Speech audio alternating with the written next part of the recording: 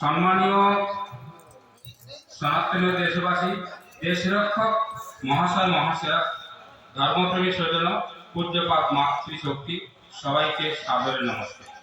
বৈদিক ভক্ত নিবাস প্রতিষ্ঠাতা স্বামী প্রকাশানন্দ সরস্বতী মহারাজ খড়গপুর ও মকরামপুর নিকটবর্তী আশনামণি গ্রামে নিবাস। সহযোগিতায় বিক্রেতাগণ, আশনামণি আর্য সমাজ এবং সনাতনী গ্রামবাসী। পরিচালনায় আচার্য দীনেশ আর্য, পিএইচডি পাঠরত। পরিবার সহ শ্রমদান করছেন বিএমএস আউটবেদাচার্য গুরুসদয় পাহাড়ি। পতঞ্জলি যোগ শিবির শ্রমদান করছেন এবং বিএমএস স্টাফ সপ্তকিঙ্কর রানা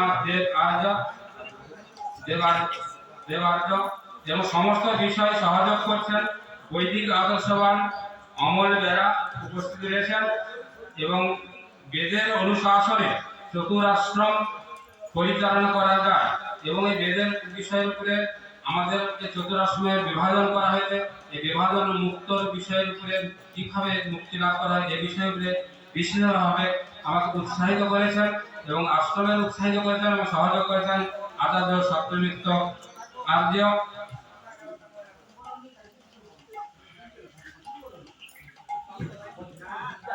এবং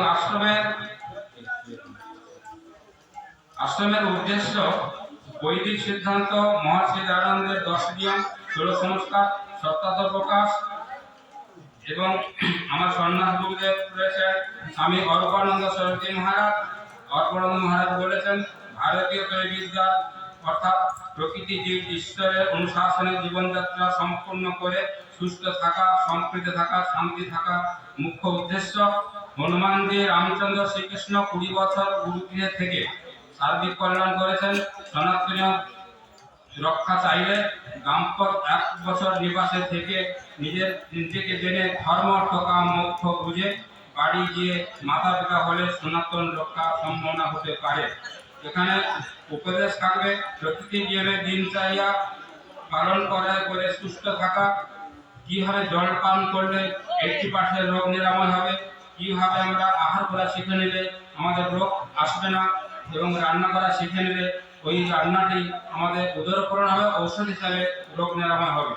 নিঃস্বার্থে দান করুন, শ্রমদান, বুদ্ধিদান, অর্থদান, সামর্থ্য অনুযায়ী সনাতন রক্ষা, নিজের রক্ষা, বেদ রক্ষা, রাষ্ট্র রক্ষা ব্রত পূরণ করুন এবং ভিডিওটি বেশি শেয়ার করার আপনারা সহযোগিতা নেবেন।